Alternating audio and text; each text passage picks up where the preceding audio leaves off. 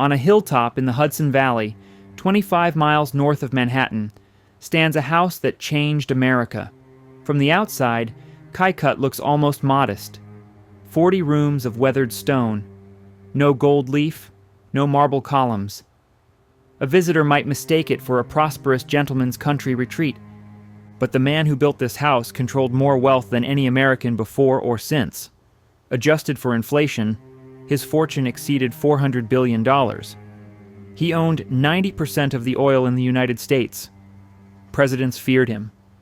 Newspapers called him a monster. Political cartoons depicted his company as an octopus strangling the nation. His name was John D. Rockefeller. The family that lived in this house was once the most hated in America. Workers died in their mines. Competitors were crushed without mercy. A journalist dedicated years of her life to exposing their crimes. The Supreme Court itself ordered their empire destroyed. Within 2 generations, the Rockefeller name became synonymous not with greed, but with generosity. The family that built Standard Oil also built the United Nations headquarters. They created the University of Chicago, restored Colonial Williamsburg, and founded the Museum of Modern Art. Their charitable giving exceeded anything the world had ever seen. 4 generations of Rockefellers called Kykuit home. The old man who made the fortune, the son who gave it away, the grandson who became vice president of the United States, and the great-grandsons who turned this private estate into a public trust. One of them died in scandal. Several sought the presidency. All of them gathered here in this house on the hill, where the views stretch for miles and the family secret stayed hidden for decades. This is the story of how oil money built an American dynasty, how that dynasty nearly destroyed itself, and how a house called Lookout became the monument to one of the most remarkable transformations in American history. Subscribe now if you enjoy these stories, and let's dive into it. Chapter 1. The Boy Who Tithed His First Dollar. John Davison Rockefeller was born on July 8, 1839, in the small town of Richford, New York. The house was modest. The family was not wealthy. Nothing about his birth suggested the fortune that would follow. His father was a problem. William Avery Rockefeller called himself a doctor, but he had no medical training. He traveled the countryside selling patent medicines and elixirs that promised to cure cancer. The locals called him Devil Bill, and the nickname was earned. He was a con artist, a gambler, and eventually a bigamist who maintained a second family under an assumed name in another state. Devil Bill would disappear for months at a time, leaving his wife and children to manage on their own. When he returned, there was sometimes money. Often there was not. The family moved frequently, always one step ahead of creditors or scandal. John's mother provided the counterbalance. Eliza Davison Rockefeller was a devout Baptist who believed in discipline, thrift, and the obligations of faith. She taught her children to work hard, to save carefully, and to give 10% of everything they earned to the church. This practice of tithing was not optional in her household. It was the foundation of moral life. Young John absorbed both influences. From his father, he learned that the world was full of opportunities for those clever enough to seize them. From his mother, he learned that wealth without principle was worthless. These 2 lessons would shape everything that followed. The family settled near Cleveland, Ohio in 1853. John was 14 years old. The city was growing rapidly, fed by railroads and industry and the commerce of the Great Lakes. Cleveland in the 1850s was a place where a determined young man could build something from nothing. John finished high school but did not attend college. He took a brief course in bookkeeping and set out to find work. For weeks, he walked the streets of Cleveland, visiting every business he could find, asking for employment. Most turned him away. He was young, thin, and utterly unremarkable in appearance. On September 26, 1855, a commission merchant named Hewitt and Tuttle finally offered him a position as assistant bookkeeper. His salary was 50 cents per day. John Rockefeller celebrated that date for the rest of his life. He called it Job Day and marked its anniversary every year with more devotion than his own birthday. Decades later, as one of the richest men on earth, he would still pause on September 26th to remember the moment his working life began. His first task was recording transactions in the company ledger. He counted every penny that passed through the firm. He checked every calculation twice. He found errors that others had missed. His employers noticed his precision. From his very first paycheck, John set aside 10% for charity. His mother's training held firm. He gave to his Baptist church, to missionary societies, to the poor. He recorded every donation in a small notebook, just as carefully as he recorded his business transactions. Giving was not generosity to him, it was obligation. He lived frugally. He walked to work rather than pay for transportation. He brought his lunch rather than buy a meal. Every cent that did not go to charity went into savings. By the end of his first year, he had accumulated enough money to make a small loan to a neighboring farmer. The farmer paid interest. John recorded the payment and reinvested it. This was the pattern that would define his life. Earn methodically, save relentlessly, give systematically, compound everything. His employers promoted him. His salary increased. He continued living as though he were still making 50 cents per day. By 1858, at 19 years old, he had saved enough to form a partnership with a friend named Maurice Clark. They established a commission business trading grain, hay, and other goods. The timing was fortunate. The following year, 1859, a man named Edwin Drake struck oil in Titusville, Pennsylvania.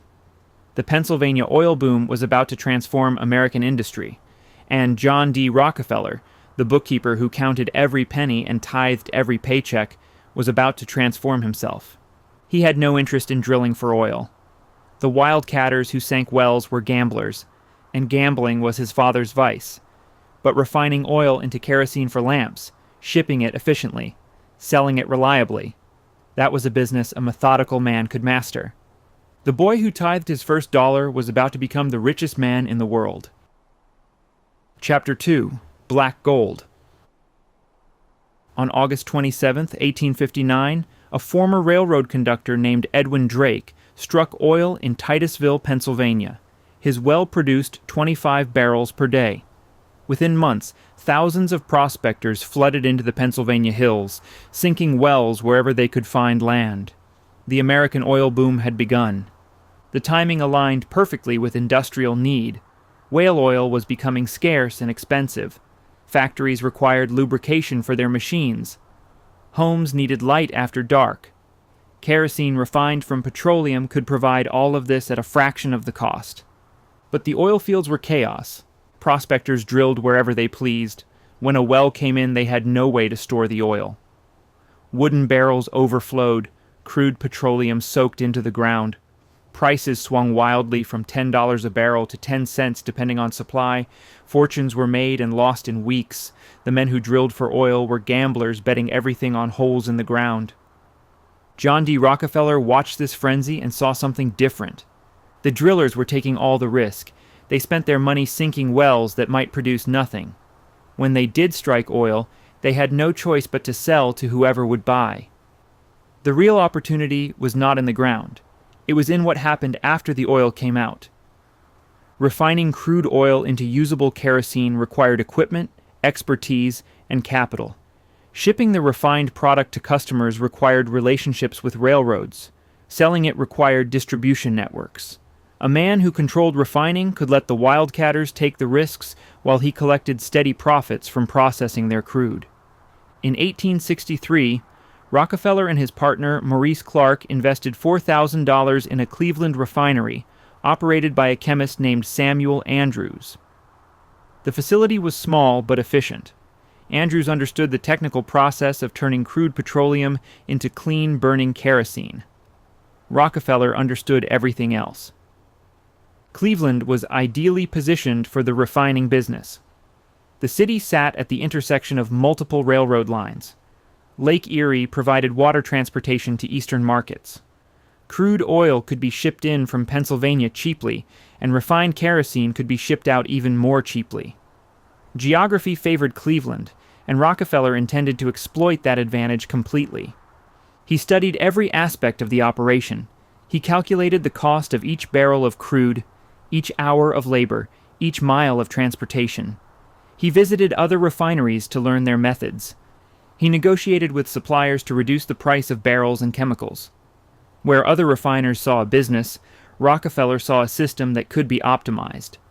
His partnership with Clark became strained. Clark was content with modest profits. Rockefeller wanted to expand aggressively, reinvesting every dollar into growth.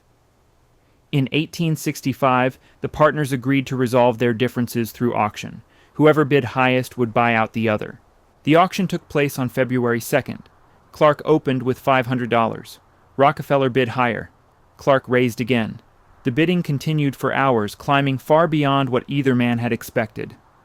Finally, at $72,500, Clark stopped. Rockefeller had won. It was an enormous sum. Rockefeller had to borrow heavily to pay it. But he now controlled the largest refinery in Cleveland, and Cleveland was becoming the refining capital of America. He found a new partner in Henry Flagler, a grain merchant with capital to invest and a talent for negotiation. Together they expanded relentlessly. They bought a second refinery, then a third. They purchased their own barrels rather than buying from suppliers. They acquired wagons to transport their product. Every function that could be brought in-house was brought in-house. Flagler negotiated with the railroads for volume discounts. If Standard Oil guaranteed to ship 60 carloads of kerosene per day, the railroad would charge less per barrel than it charged competitors who shipped smaller quantities. This was legal and common practice. It was also devastating to smaller refiners who could not match the volume. On January 10, 1870, Rockefeller incorporated the Standard Oil Company of Ohio. The founding partners included his brother William, Henry Flagler, Samuel Andrews, and several other investors. Rockefeller held the largest share. The company was capitalized at $1 million. The name was deliberate. Standard Oil promised a standardized product of consistent quality. Customers could trust that every barrel of standard kerosene would burn the same way. In an industry plagued by adulterated fuel and inconsistent refining, this reliability became a powerful selling point. Within 2 years, Standard Oil controlled nearly every refinery in Cleveland. The method was simple and ruthless. Rockefeller would approach a competitor and offer to buy their operation. He would show them his books, demonstrating that Standard Oil's costs were lower than theirs. He would explain that Standard's railroad discounts made competition impossible. The competitor could sell now at a fair price, or they could watch their business collapse and sell later for nothing. Most sold. Those who refused found themselves squeezed from every direction. Standard Oil cut prices in their markets until the competitor bled money. Railroads mysteriously raised shipping rates for non-standard oil. Suppliers became difficult to find. The holdouts eventually surrendered or went bankrupt. Rockefeller did not see this as cruelty. He saw it as efficiency. The oil industry was wasteful and chaotic. Too many small refiners produced inconsistent products at irregular intervals. Consolidation would eliminate waste, stabilize prices, and benefit everyone. The competitors he absorbed were not victims. They were obstacles to rational organization. He expressed this philosophy bluntly. Competition, he believed, was inefficient. It drove companies to undercut each other until everyone lost money. Cooperation under unified management was better for business, better for workers, and better for customers. One phrase attributed to him captured his view completely. Competition is a sin. By 1872, Standard Oil refined 25% of all American oil. The company was growing faster than any business in the country. Rockefeller was 32 years old, already wealthy, and just beginning to understand how much power he could accumulate. The oil fields of Pennsylvania still produced chaos. Wells came in and dried up unpredictably. Prospectors still gambled their savings on holes in the ground. But the chaos now flowed through Cleveland, through Standard Oil, through the methodical hands of John D. Rockefeller. He was building something that had never existed in American business. Not just a company, but an empire. Not just wealth, but control. The bookkeeper who counted every penny was about to become the octopus that strangled a nation. Chapter 3. The Octopus. By 1880, Standard Oil controlled 90% of all oil refining in the United States. No single company had ever dominated an American industry so completely, and John D. Rockefeller was not finished. The conquest had taken less than a decade. After consolidating Cleveland, Rockefeller turned to the refineries of Pittsburgh, Philadelphia, and New York. The pattern he had perfected now spread nationwide. Every major refining center faced the same choice: join Standard Oil or be crushed by it. Some competitors joined willingly. They received Standard Oil stock in exchange for their operations and became wealthy as the company grew. Others fought back and were systematically destroyed. Standard cut prices in their markets until they bled cash. Suppliers refused to sell them barrels. Railroads charged them higher rates. Banks declined to extend credit. The press began to notice. Journalists documented the pattern of acquisitions and the complaints of ruined businessmen. Editorial cartoons appeared depicting Standard Oil as a giant octopus, its tentacles wrapped around railroads, banks, state legislatures, and the United States Capitol itself. Rockefeller ignored the criticism. He believed he was bringing order to chaos. The oil industry before Standard had been wasteful and unstable. Now it was efficient. Prices for consumers had fallen. Quality had improved. Employment was steady. If competitors suffered, that was the price of progress. The legal structure of his empire required innovation. State laws in the 1870s made it difficult for a corporation chartered in one state to own property or conduct business in another. Standard Oil of Ohio could not legally own refineries in Pennsylvania or New York. Rockefeller needed a mechanism to control dozens of separate companies across multiple states while maintaining unified management. His lawyers devised a solution. In 1882, they created the Standard Oil Trust. Shareholders of 40 affiliated companies transferred their stock to a board of 9 trustees. In exchange, they received trust certificates that entitled them to dividends. The trustees, led by Rockefeller, now controlled all 40 companies as a single coordinated enterprise. The arrangement was unprecedented. No American business had ever operated at this scale or with this degree of centralized control. The trust became a model that other industries quickly copied. Sugar, whiskey, cotton oil, and lead all formed trusts in imitation of Standard Oil. Headquarters moved to a nondescript building at 26 Broadway in Lower Manhattan. The address became synonymous with corporate power. From this location, Rockefeller and his trustees directed an empire that spanned the continent. The numbers were staggering. Standard Oil controlled thousands of domestic wells. Thousands of miles of pipeline carried crude oil to refineries and refined products to markets. Tank cars by the thousands moved petroleum by rail. An army of workers drew wages from the company and its affiliates. Annual revenues exceeded those of most state governments. Rockefeller's personal wealth grew beyond comprehension. His fortune was measured in tens of millions and climbing every year. At a time when the average American worker earned less than $500 annually, Rockefeller's income from dividends alone exceeded what most families would earn in 1,000 lifetimes. He lived modestly by the standards of his wealth. He did not build marble palaces on Fifth Avenue like the Vanderbilts. He did not host lavish parties or collect European art. His pleasures were simple: golf, gardening, Sunday church services, time with his wife and children at their country estate in New York. This restraint was strategic as well as temperamental. Rockefeller understood that ostentatious display invited scrutiny. The less visible he remained, the more freely he could operate. He rarely gave interviews. He declined invitations to public events. He let his lawyers and subordinates handle reporters while he focused on business.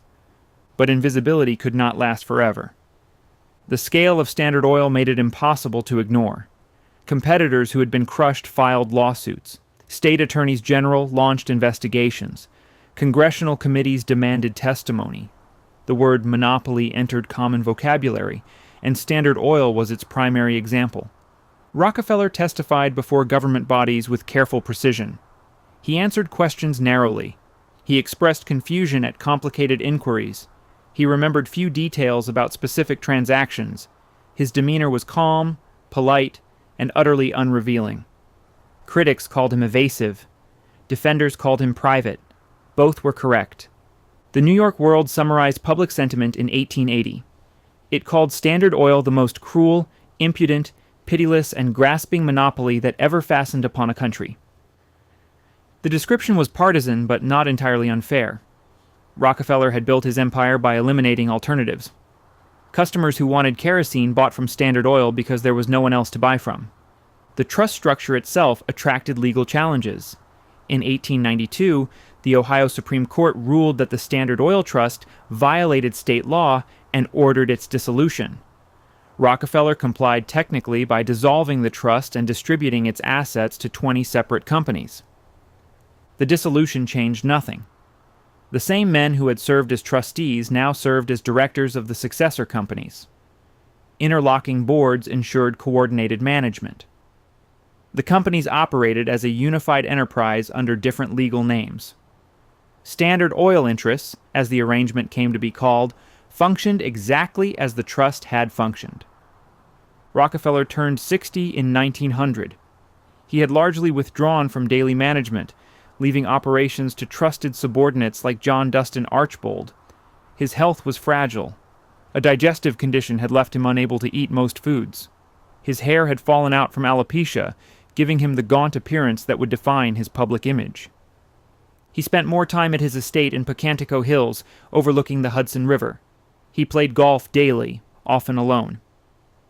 He handed out dimes to children he encountered, a habit that newspapers mocked as cheap charity from a billionaire.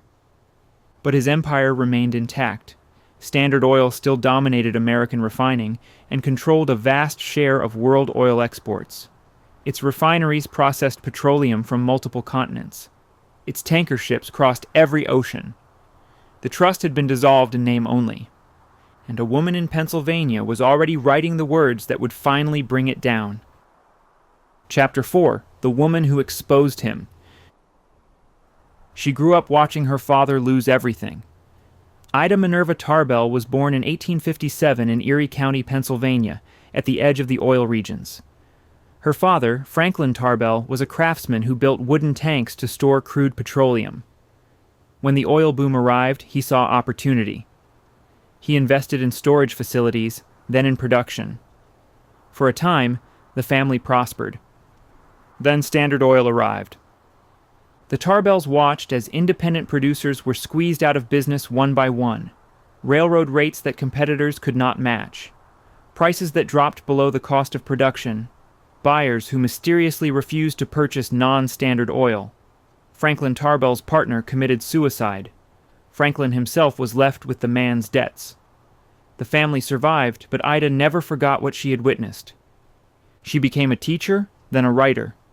She moved to Paris to study and began contributing articles to American magazines. Her work was careful, researched, and readable. Editors noticed her talent for making complex subjects accessible to general audiences. In 1894, she joined the staff of McClure's magazine in New York. The publication was part of a new movement in American journalism. Its editors believed that deeply reported stories about business and politics could attract readers while serving the public interest. They called it muckraking, a term meant as an insult but worn as a badge of honor. Tarbell had already written successful biographical series on Napoleon and Abraham Lincoln. Her editor, Samuel McClure, wanted something bigger. He wanted an investigation into the most powerful corporation in America, Standard Oil. Tarbell accepted the assignment with personal as well as professional motivation. She remembered her father's ruin. She remembered the fear that had spread through the oil regions when Standard Oil expanded. Now she would document exactly how Rockefeller had built his empire. The research took nearly 2 years. She read thousands of pages of court records, legislative testimony, and corporate documents. She interviewed former employees, ruined competitors, and industry observers. She traced the history of every major acquisition and mapped the connections between Standard Oil's dozens of subsidiary companies. Her most valuable source was unexpected. Henry H. Rogers was a senior executive at Standard Oil, one of Rockefeller's closest associates. Mark Twain, a friend of Rogers, arranged the introduction. For reasons that remain unclear, Rogers agreed to meet with Tarbell regularly and answer her questions. Some historians believe he wanted to shape the narrative. Others suggest he harbored resentments against Rockefeller. Whatever his motivation, Rogers provided inside information that no outsider could have obtained. The first installment appeared in McClure's magazine in November 1902. The title was simple: The History of the Standard Oil Company. Readers were transfixed. Tarbell wrote with precision and restraint. She did not call Rockefeller a criminal. She simply documented what he had done. The railroad rebates that destroyed competitors, the secret ownership of supposedly independent companies, the industrial espionage that revealed rivals' plans, the systematic campaign to eliminate anyone who stood in Standard Oil's path. She quoted from court testimony and corporate records. She named names and cited dates. She built her case, fact by fact, chapter by chapter, until the pattern was undeniable. The series ran for 19 installments over 2 years. Each month, readers waited for the next chapter. Circulation at McClure's soared. Other publications began their own investigations into corporate misconduct. The age of investigative journalism had begun. Rockefeller refused to respond publicly. His advisors urged him to defend himself, but he believed that dignified silence was the appropriate response to undignified attacks. He referred to Tarbell privately as Miss Tarbarrel and that poison woman. He never granted her an interview. His silence only amplified her impact. In 1904, the series was published as a book. The history of the Standard Oil Company ran to over 800 pages in 2 volumes. It became an immediate bestseller and remains in print today. Historians consider it one of the founding works of investigative journalism and a primary catalyst for the antitrust movement. Tarbell had done something that legislators and prosecutors had failed to accomplish. She had turned public opinion decisively against Standard Oil. The corporation that had seemed invincible now seemed corrupt. The man who had built it now seemed villainous. She was not without critics. Defenders of Rockefeller argued that she ignored his charitable giving and his role in lowering oil prices for consumers. They noted that her father's failure might have colored her judgment. They accused her of sensationalism disguised as scholarship. Tarbell rejected these criticisms. She had documented facts. If the facts made Rockefeller look bad, that was not her fault. She had given him every opportunity to respond, and he had declined. The public could draw its own conclusions. The conclusions were devastating. Politicians who had hesitated to challenge Standard Oil now found courage. State attorneys general filed new lawsuits. Federal prosecutors began building a case under the Sherman Antitrust Act. The Roosevelt administration made trust-busting a centerpiece of its domestic agenda. Tarbell had provided the evidence. Now the government would act. She continued writing for decades, covering other industries and social issues. She never lost her reputation as the woman who had taken on Rockefeller and won. When she died in 1944 at age 86, obituaries remembered her primarily for the Standard Oil investigation.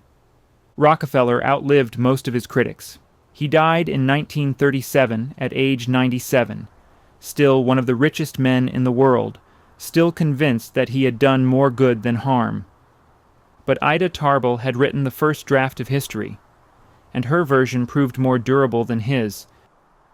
Chapter 5. The Fall of Standard Oil. The government finally moved in 1906.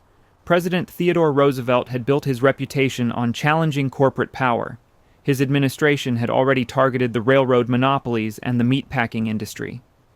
Now federal prosecutors turned their attention to the largest corporation in America. The case was filed in Missouri, where Standard Oil had significant operations. The charge was straightforward: violation of the Sherman Antitrust Act. The government alleged that Standard Oil had conspired to restrain trade, eliminate competition, and maintain an illegal monopoly over the petroleum industry. Standard Oil's lawyers dismissed the case as political theater.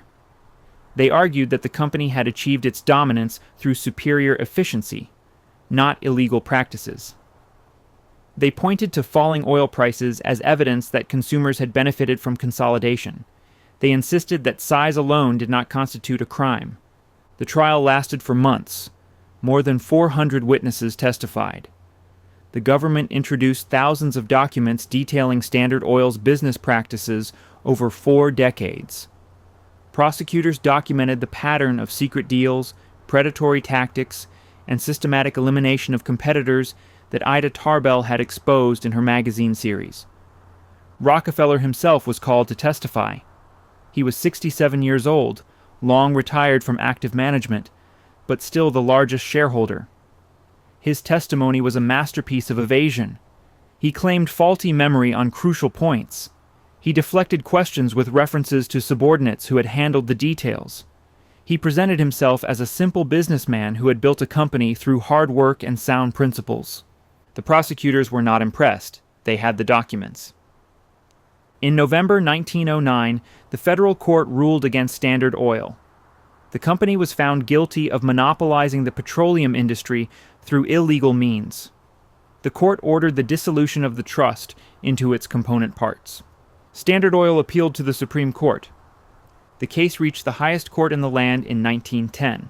Chief Justice Edward Douglas White presided over the arguments. The stakes could not have been higher. This would be the most significant antitrust ruling in American history, establishing precedents that would shape corporate law for generations. On May 15, 1911, the Supreme Court delivered its verdict. Standard Oil had violated the Sherman Antitrust Act. The monopoly was illegal. The corporation must be dissolved. Chief Justice White wrote the majority opinion. He introduced what became known as the rule of reason, arguing that not every restraint of trade was illegal, only unreasonable ones. Standard Oil's practices, he concluded, were unreasonable by any measure. The pattern of predatory behavior was too consistent, too systematic, and too damaging to competition to be justified. The court gave Standard Oil 6 months to reorganize. The dissolution created 34 separate companies from what had been a unified empire. Standard Oil of New Jersey became the largest successor, eventually renamed Exxon. Standard Oil of New York became Mobil. Standard Oil of California became Chevron. Standard Oil of Indiana became Amoco. The list continued through dozens of regional and specialized entities. On paper, the monopoly was destroyed. The octopus had been carved into pieces. In reality, the situation was more complicated. The same shareholders who had owned Standard Oil stock now owned shares in 34 different companies. Rockefeller remained the largest individual shareholder in most of them. The executives who had managed the unified corporation often continued managing its fragments. The breakup created competition on paper while preserving much of the old structure in practice. And then something unexpected happened. The stock prices of the successor companies began to rise. Investors who had feared the dissolution discovered that the separate companies were worth more than the unified whole. The parts, freed from the legal troubles that had plagued the parent, attracted new investment and expanded into new markets. Rockefeller watched his fortune grow. Before the breakup, his Standard Oil holdings were worth approximately $300 million. Within 2 years, the combined value of his shares in the successor companies exceeded $900 million. The Supreme Court had made him richer than ever. He was now wealthier than he had ever been. The irony was not lost on observers. The great antitrust crusade, the years of investigation and litigation, the landmark Supreme Court ruling, had ended by tripling the fortune of the man it was meant to punish. Rockefeller had lost control of a monopoly and gained a diversified portfolio worth 3 times as much. He never expressed public satisfaction at this outcome. He continued his retirement routine of golf and quiet living. He continued his philanthropy, donating millions to universities and medical research. He watched from a distance as the oil industry he had created continued to transform the world. The Standard Oil case established the template for American antitrust enforcement. Future monopolies would be measured against the precedent it set. The rule of reason became the standard for evaluating corporate behavior. The dissolution, however imperfect, demonstrated that even the largest corporations could be held accountable. But the man who built the monopoly emerged unscathed. Rockefeller lived another 26 years after the Supreme Court ruling. He saw automobiles replace horses, creating demand for gasoline that dwarfed the kerosene market he had originally dominated. He watched his successor companies grow into global giants. He remained, until the end, the man whose fortune only grew larger with each attempt to diminish it. The government had destroyed his monopoly. It had only multiplied his wealth. Chapter 6. Blood in the Snow. The money came with blood on it. John D. Rockefeller Jr. was about to learn this lesson in the most public way imaginable. By 1914, the old man had largely withdrawn from business. His son, known as Junior, managed the family's vast investments from their New York headquarters. Among those investments was a controlling stake in the Colorado Fuel and Iron Company, one of the largest coal mining operations in the American West. Junior had never visited the mines. He knew the company only through financial reports and correspondence with its executives. The miners who extracted coal from the Colorado mountains existed for him as abstractions, line items in a ledger.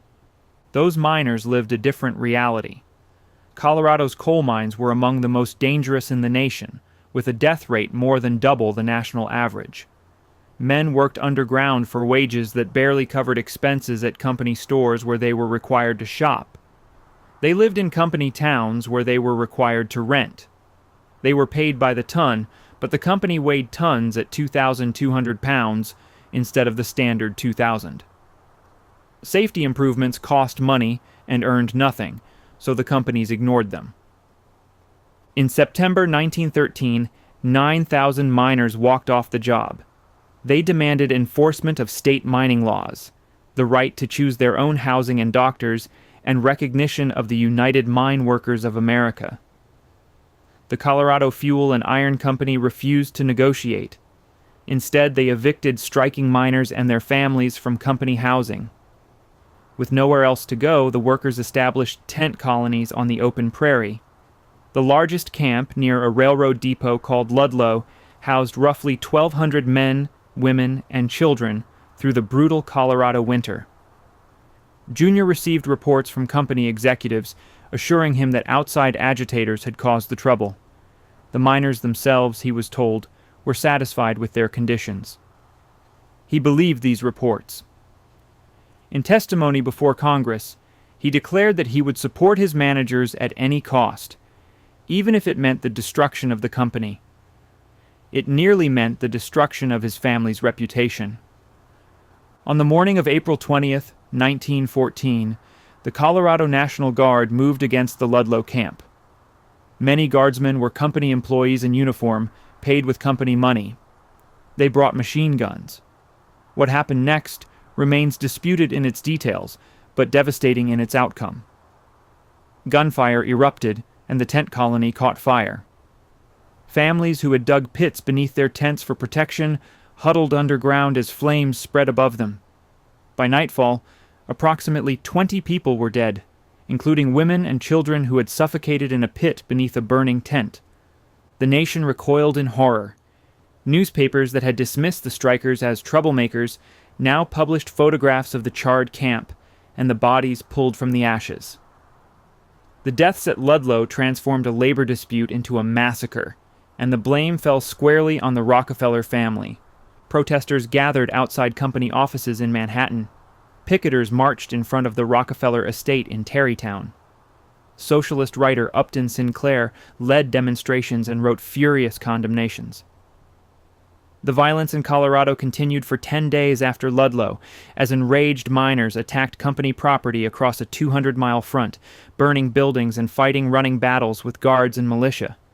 President Woodrow Wilson finally sent federal troops to restore order on April 29th. The strike collapsed in December, with none of the workers' demands met. But the damage to the Rockefeller name proved more lasting than the strike itself.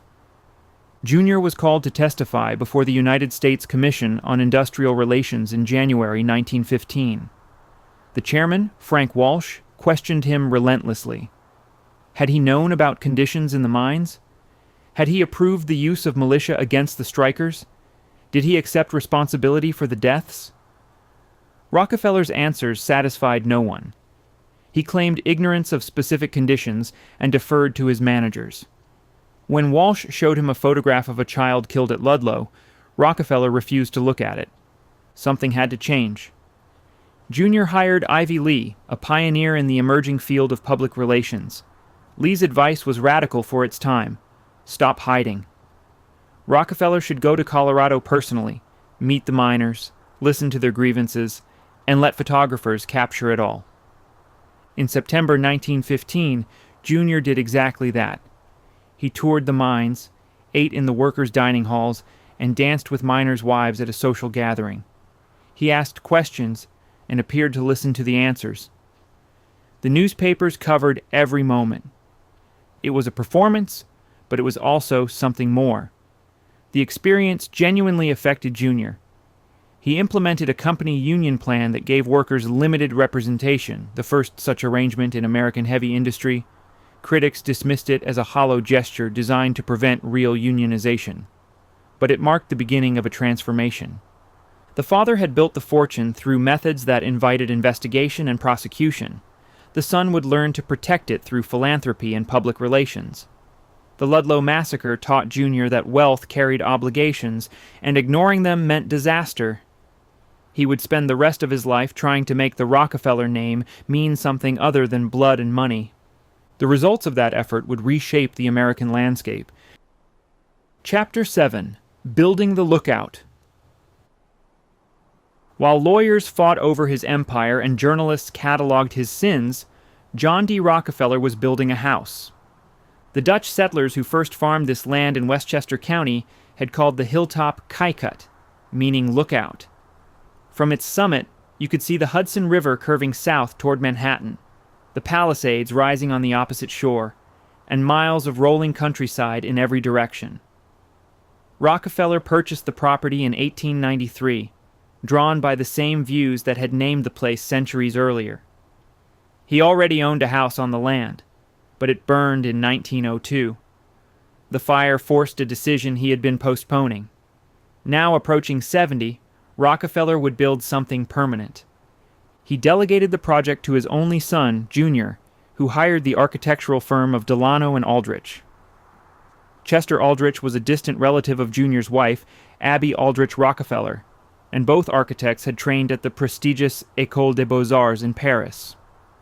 Construction began in 1905.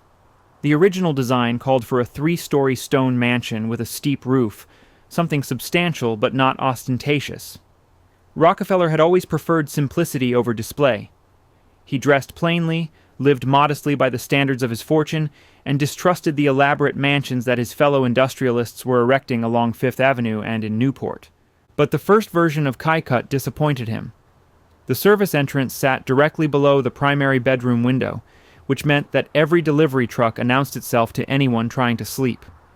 The chimneys drew poorly, filling rooms with smoke that damaged walls and furniture.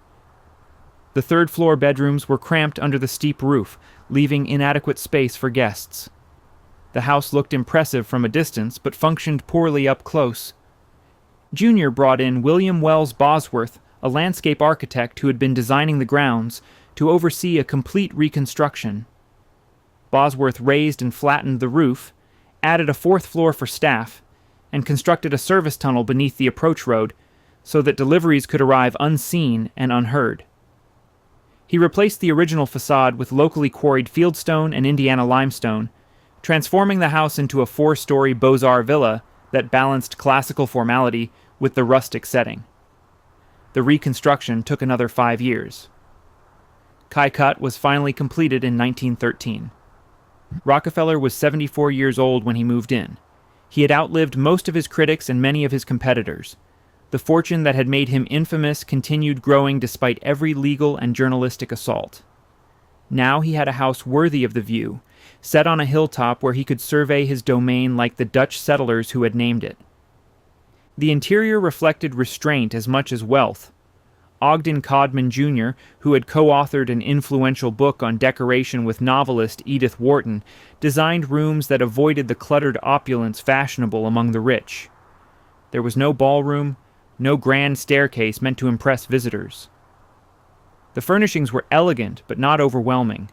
Chinese ceramics and European antiques filled the spaces without crowding them. Portraits of Abraham Lincoln and George Washington hung on the walls, reflecting the historical legacy Rockefeller admired. Outside, Bosworth created gardens that rivaled the house itself. Terraces descended the hillside in geometric precision, punctuated by fountains, pavilions, and classical sculpture. The Oceanus Fountain, commissioned as a replica of a 16th-century Italian original from the Boboli Gardens in Florence, commanded the forecourt. Paths wound through formal plantings toward a Japanese garden, an Italian garden, and a temple dedicated to Aphrodite. The grounds were designed for contemplation, not entertainment. Rockefeller walked these gardens daily when his health permitted. He had given up active management of his business interests years earlier. Golf occupied his mornings. Afternoons brought visitors, correspondence, and the quiet rhythms of retirement. He was building something else now, a network of charitable foundations and educational institutions meant to transform his reputation from predator to philanthropist. His wife Laura, known to the family as Seti, died at Kykuit in March 1915 after more than 50 years of marriage. She had stood beside him through every scandal and every triumph, managing their household while he managed his empire. Her death marked the beginning of his final decades. Rockefeller spent his remaining years at Kykuit, finally dying in 1937. Junior inherited the estate and made it his primary residence, raising his own family where his father had retreated from the world. After Junior's death in 1960, his son Nelson took possession and filled the grounds with modern sculpture that would have bewildered the original builder. Picasso tapestries, works by Henry Moore and Alexander Calder, transformed the classical gardens into an outdoor museum of 20th century art. 4 generations of Rockefellers called Kykuit home. The house that began as one man's refuge became a family seat, then a museum, and finally a monument to an era of American wealth that has never been repeated. The name still means lookout. The view still stretches to the river and beyond. What it overlooks has changed. The oil industry that built the fortune now faces its own reckoning with history. The family that once controlled it has dispersed across continents and generations. But the house remains on its hilltop, maintained precisely as it was designed, a permanent record of what one fortune could build when building was the point. Chapter 8: Redemption. The son who would save the family name nearly destroyed himself trying to earn his father's approval. John Davison Rockefeller Jr. was born in Cleveland on January 29, 1874, the only boy among 5 children. Where his father possessed an instinctive genius for accumulating wealth, Jr. found the business world exhausting. After graduating from Brown University in 1897, he joined his father's operations in Manhattan, hoping to prove himself worthy of the Rockefeller legacy. He failed. The pressure of trying to match his father's achievements while carrying the weight of public hatred for the family name proved too much. In 1904, Jr. suffered a complete nervous breakdown. He retreated from business entirely, spending months recovering from what his doctors called exhaustion of the nerves. That collapse would prove to be the making of him. When Junior returned to work, he made a decision that would define the rest of his life. Rather than try to become a captain of industry like his father, he would become something else entirely. He would give the fortune away. In 1901, he married Abby Aldrich, daughter of Senator Nelson Aldrich of Rhode Island. She brought warmth and cultural sophistication to his rigid, devout existence. Together, they would have 6 children who would extend the family's influence across American politics, business, and culture for generations to come. But first, Junior had to survive Colorado. The catastrophe at the mining camps left him publicly reviled, accused of having blood on his hands. He had not ordered the attack, but he had ignored warnings about conditions in the mines. The guilt would shape everything that followed. His response was not to retreat into silence, but to transform himself into something his critics could never have predicted. Working with the advisors he had assembled during the crisis, Junior developed a new philosophy. Wealth, he came to believe, carried obligations. Every right implied a responsibility. Every possession demanded a duty. He began to act on these principles with a determination that eventually eclipsed even his father's generosity. In 1926, a minister named William Goodwin approached Junior with an audacious proposal. Goodwin wanted to restore the colonial capital of Virginia, Williamsburg, to its 18th century appearance. He had approached Henry Ford first, but Ford declined. Junior was intrigued. The project began modestly. Junior authorized the secret purchase of a few historic properties, communicating with Goodwin through coded telegrams signed David's father to prevent local landowners from raising their prices. But the modest project grew into an obsession. Over the following decades, Junior would pour more than $60 million into colonial Williamsburg, restoring and reconstructing an entire colonial town. He visited twice yearly, personally supervising details down to the placement of individual bricks. The Great Depression tested whether his commitment to giving was genuine. In 1930, as unemployment reached catastrophic levels, Junior broke ground on the most ambitious private construction project in American history. Rockefeller Center rose from the heart of Manhattan during the darkest economic years the nation had ever known, employing between 40 and 60,000 workers when nearly everyone else was laying them off. Construction crews worked through the Depression, building 14 Art Deco towers that would become synonymous with New York itself. 64% of construction workers in the city had no jobs. Junior provided them. His philanthropy extended far beyond buildings. When efforts to establish Great Smoky Mountains National Park stalled for lack of funding, Junior donated $5 million in 1927 to complete the land purchases, honoring his mother's memory. He had never visited the mountains. He simply believed they should be preserved. The same impulse led him to donate over 32,000 acres to Grand Teton National Park, fund museums at Mesa Verde and Yellowstone, and save 15,000 acres of sugar pines at Yosemite from commercial logging. The National Park Service estimates his conservation donations totaled the equivalent of $800 million in current value. In 1972, Congress honored his contributions by naming a memorial parkway between Yellowstone and Grand Teton in his honor. His most consequential gift came as the Second World War ended. The newly formed United Nations needed a permanent home. The organization was considering locations in Europe or elsewhere when Junior intervened. He purchased 17 acres along Manhattan's East River for $8.5 million and donated the land to the international body. His gift kept the United Nations in America and cemented New York's role as the diplomatic capital of the world. By the end of his life, Junior had given away more than $537 million. Combined with his father's charitable contributions of $540 million, the first two generations of Rockefellers directed over $1 billion to causes they believed would benefit humanity. No American family had ever given so much. The shy, anxious son who suffered a breakdown at 30 had become the greatest philanthropist of his age. He outlived his father by more than 2 decades, spending his final years moving between the Hudson Valley estate and the Arizona desert.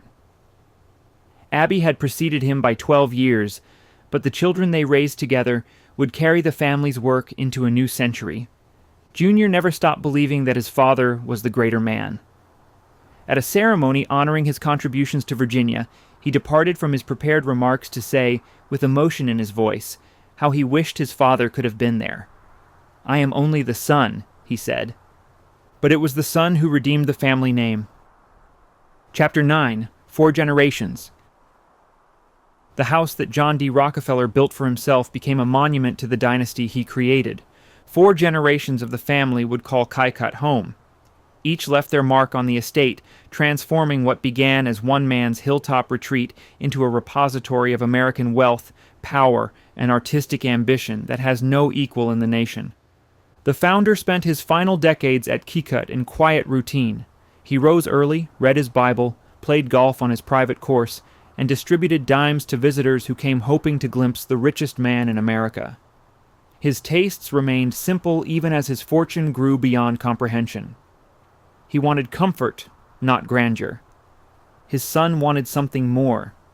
Junior inherited Kykuit after his father's passing and immediately began reshaping it to reflect his own vision. Where Senior had been content with functional elegance, Junior filled the house with Chinese ceramics from the Han, Tang, Ming, and Qing dynasties. He collected English furniture, French carpets, and portraits of American founders. The interiors designed by Ogden Codman became showcases for treasures accumulated across decades of careful acquisition. But it was Junior's own son who would transform Kykuit most dramatically. Nelson Aldrich Rockefeller was born on July 8, 1908, the third of 6 children. Where his father was reserved and methodical, Nelson burned with ambition. He inherited his mother Abby's passion for modern art and her gift for connecting with people. He also inherited her conviction that art belonged not in museums alone, but in the places where people actually lived. When Nelson took possession of Kykuit after Junior's passing, he set about making the estate a living gallery of 20th century masterworks. He started in the basement. The service passages and storage rooms beneath the mansion became an underground museum filled with paintings by Picasso, Chagall, Matisse, Kandinsky, Pollock, and Warhol. One corridor displayed Picasso tapestries that Nelson had commissioned between 1955 and 1974, each one woven by hand in southern France with the artist's personal approval. The tapestries translated some of Picasso's most celebrated paintings into fabric, including works from Nelson's own collection and others borrowed from the Museum of Modern Art. Then Nelson turned to the gardens. Over the following 2 decades, he added more than 70 works of modern sculpture to the grounds his grandfather had landscaped. Works by Henry Moore, Alexander Calder, Louise Nevelson, Aristide Maillol, David Smith, and Isamu Noguchi appeared among the classical fountains and formal terraces. Some pieces arrived by helicopter, lowered onto the lawns because no road could accommodate their size. Nelson possessed an extraordinary eye for placement. Each sculpture found its perfect setting against the Hudson Valley landscape, the formal geometry of the gardens providing counterpoint to the abstract forms of the art. Calder's large spiny, 17.5 feet wide, commanded the edge of the golf course. Moore's knife-edge 2-piece presided over the main terrace. A Giacometti greeted visitors at the entrance alongside Brancusi's Grand Oiseau, poised like a bird about to take flight. The juxtaposition was deliberate and profound. Nelson understood that the tension between his grandfather's classical gardens and his own modernist collection would create something neither could achieve alone. His public career matched his private ambitions. Elected governor of New York in 1958, Nelson served 4 consecutive terms, the first governor in the nation's history to achieve that distinction. He expanded the state university system, created the Council on the Arts, and oversaw massive building projects that reshaped Albany and Manhattan. 3 times he sought the Republican presidential nomination. 3 times he failed. In 1974, President Gerald Ford appointed him vice president, making Nelson the second person to reach that office through appointment rather than election. He resigned as vice president in 1977 and returned to his art. 2 years later, on January 26, 1979, he died of a heart attack in Manhattan. He was 70 years old. In his will, Nelson bequeathed his share of Kykuit to the National Trust for Historic Preservation. His brothers Lawrence and David eventually did the same. The youngest brother, David, became the family patriarch after Nelson's death, guiding Rockefeller interests from his position as chairman of Chase Manhattan Bank. He lived until 2017, reaching the age of 101, the last survivor of his generation. David's death marked the end of an era. The 6 children of Junior had directed their inherited billions toward causes ranging from conservation to banking, from politics to the arts. Nelson became vice president. Winthrop became governor of Arkansas. John III devoted himself to philanthropy. Lawrence championed environmental preservation. The only daughter, Abby, lived quietly on the estate. Today, more than 270 members of the Rockefeller family gather twice yearly at the Playhouse on the Pocantico estate. The fortune that Senior accumulated has been dispersed across trusts and foundations, no longer concentrated in a few hands. But Kykuit remains, preserved exactly as 4 generations shaped it. The house contains multitudes: Senior's modest bedroom, Junior's Chinese porcelains, Abby's Tang Dynasty Bodhisattva, Nelson's Picasso tapestries, and his children's collection of colored bottles, excavated from old farm sites on the property, and arranged in a cabinet with curatorial precision. The National Trust offers tours from May through November. Visitors walk through rooms where presidents and kings once gathered, past sculptures worth millions, across gardens designed to frame views of the river below. They see how wealth can corrupt and how it can create, how a fortune built on monopoly was transformed into institutions that shaped American medicine, education, conservation, and art. The lookout still commands its view of the Hudson. The family that built it proved that dynasties can endure, that names synonymous with greed can become synonymous with generosity, and that 4 generations of careful stewardship can preserve what one generation's ruthlessness created. Chapter 10. The Rockefeller Legacy. The fortune built on oil would reshape medicine, education, and art across the globe. When John D. Rockefeller began giving away his money in earnest, he did not simply write checks to worthy causes. He created institutions designed to operate in perpetuity, foundations that would continue their work long after he was gone. The approach was methodical, scientific, and unprecedented in scale. It would define American philanthropy for the next century. The Rockefeller Foundation, established in 1913, became the vehicle through which the family would change the world. Its mission was breathtaking in ambition, to promote the well-being of mankind throughout the world. Within decades, it would become the largest philanthropic enterprise on Earth. The Foundation's first major campaign targeted a disease that had crippled the American South for generations. Hookworm infected millions of rural Southerners, leaving them anemic, weak, and unable to work productively. The parasite entered through bare feet, burrowed into the intestines, and drained its victims of energy and ambition. Northern observers blamed the South's poverty on laziness. The truth was parasitic. The Rockefeller Sanitary Commission launched its campaign against hookworm in 1909. Teams of doctors traveled to rural communities, tested residents, provided treatment, and educated families about sanitation. The campaign proved that hookworm could be eliminated through simple public health measures.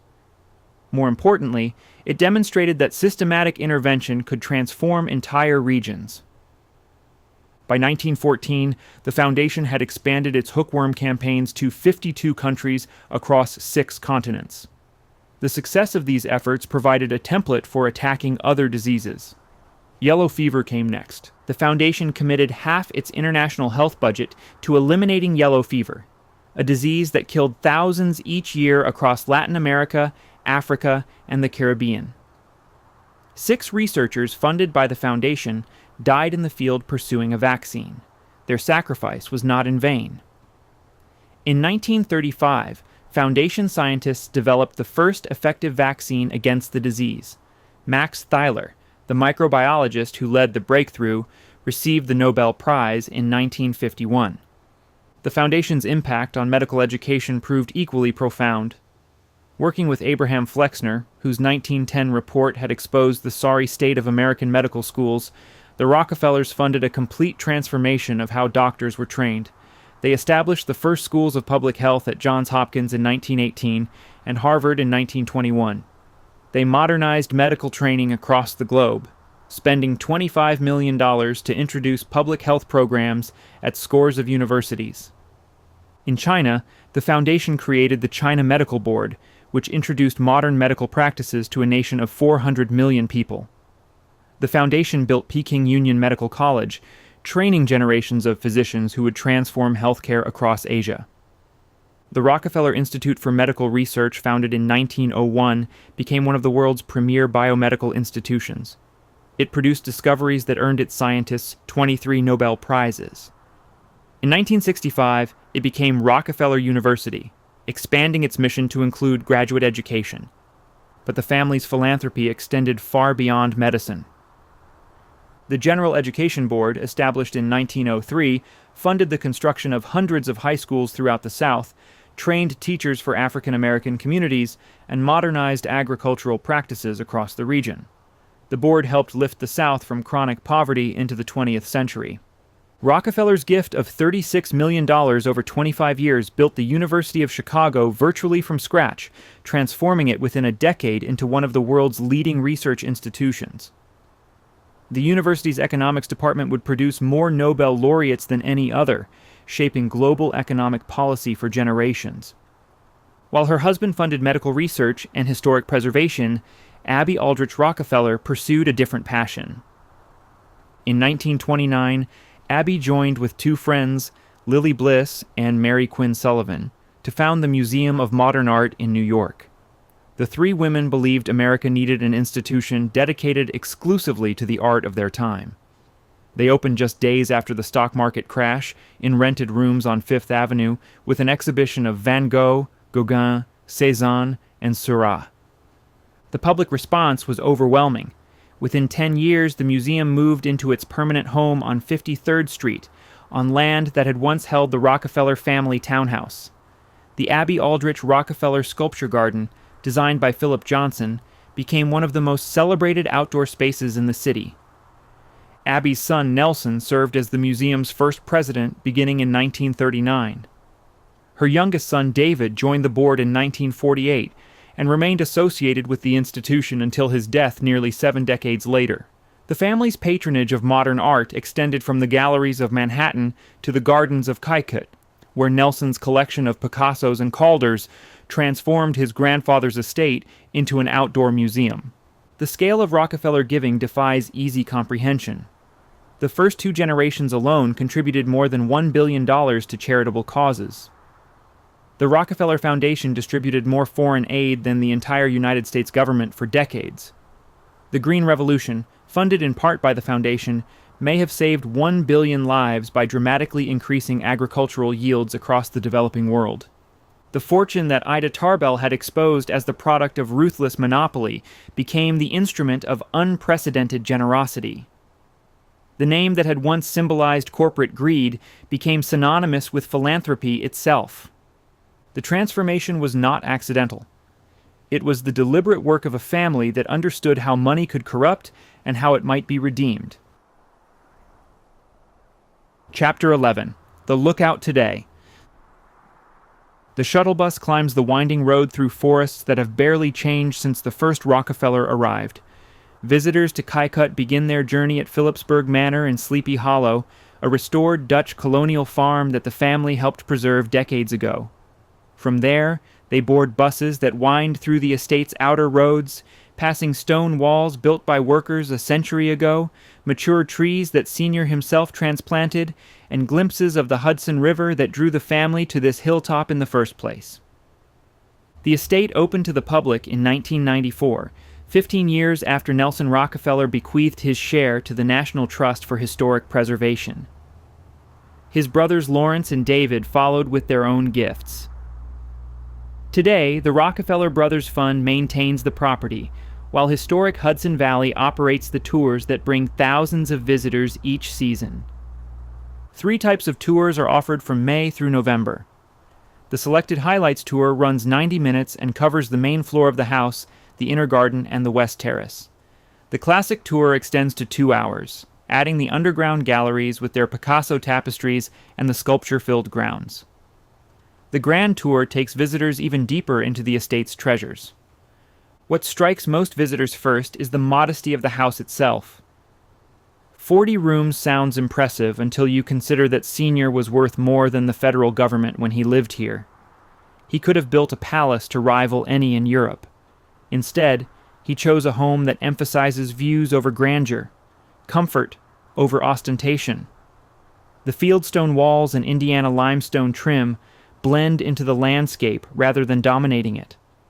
There is no grand entrance designed to intimidate visitors. The scale is human. Inside, the rooms are arranged for living rather than display. Ogden Codman's interiors feel elegant, but not oppressive. Chinese ceramics from dynasties spanning 2,000 years line the shelves. English furniture fills the drawing rooms. Portraits of American founders share wall space with family photographs. The effect is of a home where extremely wealthy people actually lived, not a museum assembled for public consumption. The contrast with the basement galleries is deliberate and jarring. Beneath the classical formality of the main floors, Nelson created an underground world of 20th century art. The passages that once led servants to their duties now display paintings by Picasso, Chagall, Matisse, Kandinsky, Pollock, and Warhol. One corridor is devoted entirely to Picasso tapestries, enormous woven translations of the artist's most celebrated paintings, commissioned by Nelson over 2 decades, and approved by Picasso himself. Outside, the sculpture collection transforms the gardens into an open-air museum unlike any other in America. More than 70 works by the masters of modern sculpture dot the grounds. A Giacometti greets visitors at the entrance. Moore's knife-edge 2-piece presides over the main terrace. Calder's large Spiny commands the edge of the golf course. Brancusi, Nevelson, Mayol, and Smith appear among the fountains and hedges that Bosworth designed for Nelson's grandfather. The juxtaposition creates a conversation across generations. The formal Beaux Arts gardens, with their classical fountains and geometric terraces, provide the perfect foil for abstract forms that Senior would have found incomprehensible. Nelson understood this tension and exploited it brilliantly. The coach barn houses a collection of antique carriages and vintage automobiles that trace the evolution of transportation across the family's tenure. Horse-drawn vehicles that carried Senior to church share space with the sleek machines that his great-grandchildren drove. The building itself, completed in 1913, is 3 times the size of the main house. The Japanese garden, conceived by Bosworth in 1908 and refined over decades, combines elements of several traditional styles. A 1962 tea house designed by the Japanese architect Junzo Yoshimura stands beside pools and waterfalls that would not seem out of place in Kyoto. The garden represents yet another layer of the family's collecting impulse, another aesthetic absorbed and made their own. Just down the hill from the estate stands the Union Church of Pocantico Hills. The small stone church, built in 1921 with Rockefeller money, appears from outside to be nothing remarkable. Inside, it contains one of the most unexpected treasures of modern art in America. Henri Matisse's Rose Window, his final work, glows in shades of yellow, green, and blue above the altar. The artist completed its design just 2 days before his death in 1954. It honors Abby Aldrich Rockefeller, who championed modern art when her husband still preferred Chinese porcelains. 9 windows by Marc Chagall surround the sanctuary. The largest, depicting the Good Samaritan, memorializes Junior. Its deep blues saturate the space with color. The other 8 windows, depicting Hebrew prophets and cherubim, were added over the following years to create what Chagall called a more harmonious environment. The congregation had initially resisted the modern designs. The Rockefellers, as always, prevailed. Beyond the formal estate, the family has given much of their land to public use. The Rockefeller State Park Preserve encompasses hundreds of acres of forests and meadows open to hikers, joggers, and horseback riders. Bill Clinton, who lives nearby in Chappaqua, has taken regular runs along its trails. Stone Barn Center for Food and Agriculture occupies another portion of the original property, teaching sustainable farming to a new generation. The tours end where they began, with buses returning visitors to Phillipsburg Manor. Most leave with photographs of the Hudson Valley vistas and memories of art worth hundreds of millions of dollars. Some leave with questions about what it means to possess such wealth and what obligations come with it. The family that built Kykuit understood that question better than most. They answered it by giving most of what they had away. Chapter 12. The Meaning of Kykuit. The story of Kykuit forces us to confront an uncomfortable question. How do we judge a family whose fortune was built on practices that crushed competitors, exploited workers, and triggered violence that killed women and children? And yet whose philanthropy eradicated diseases, educated millions, and created institutions that continue improving lives more than a century later? The answer may be that both judgments are correct. John D. Rockefeller earned the label robber baron. The term itself derives from medieval German lords who charged illegal tolls on roads crossing their lands, Critics applied it to industrialists who amassed wealth through questionable means. Rockefeller fit the definition. He built a monopoly that controlled 90% of American oil refining. He drove competitors to ruin. He benefited from labor practices that valued profits over human welfare. But Rockefeller also transformed American philanthropy. Before his era, the wealthy typically gave to churches and local causes. Rockefeller introduced what historian Waldemar Nielsen called scientific philanthropy.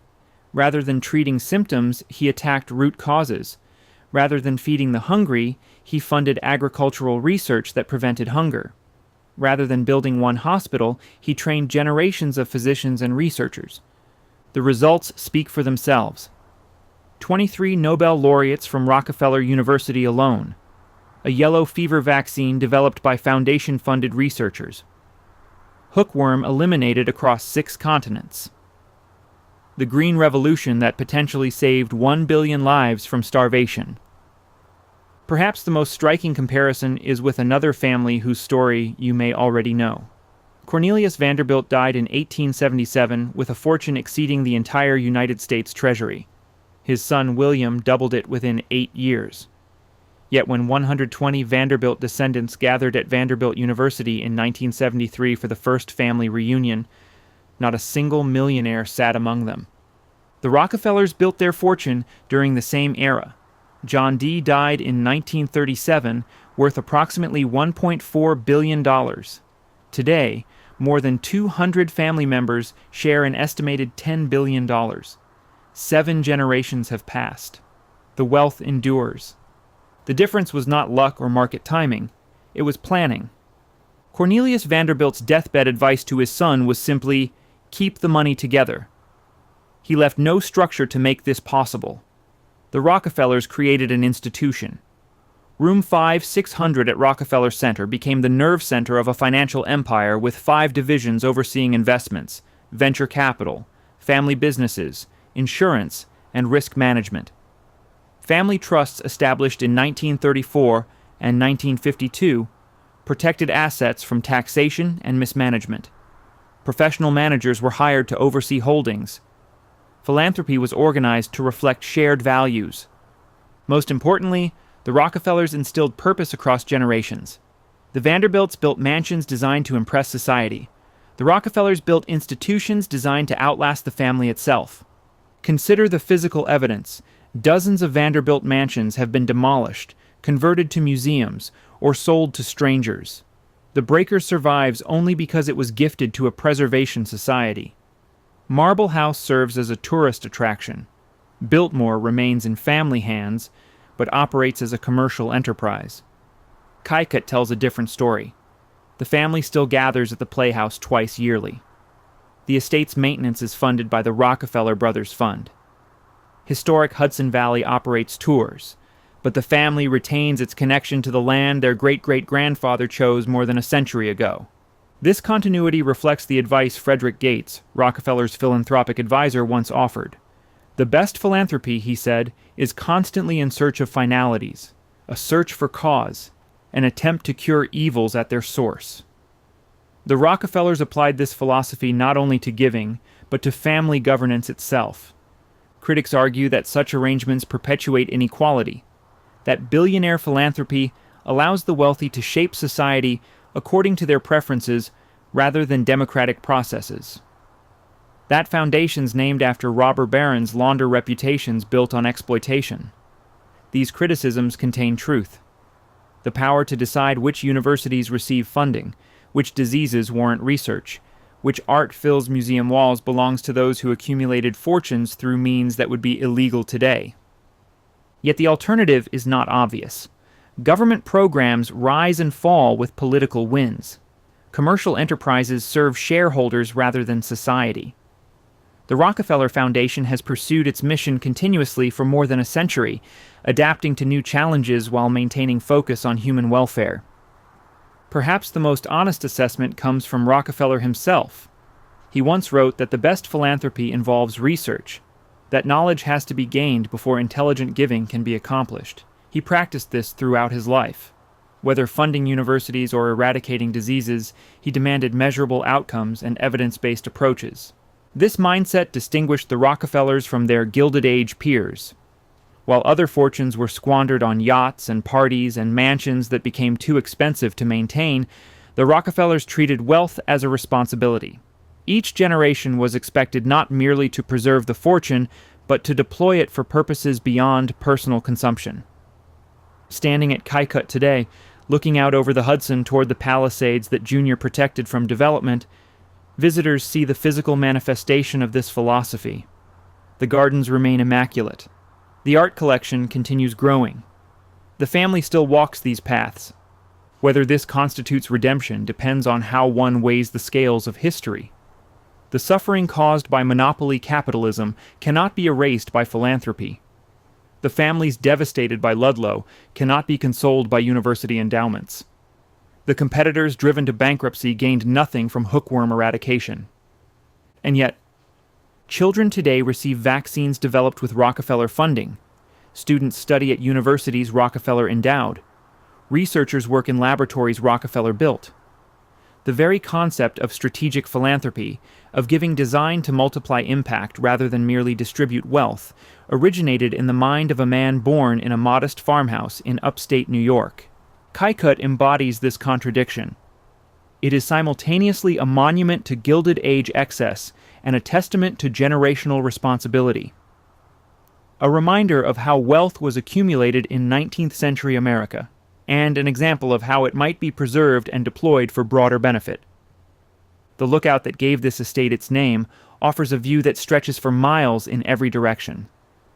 John D. Rockefeller chose this spot because he could see what others could not. That quality defined his career.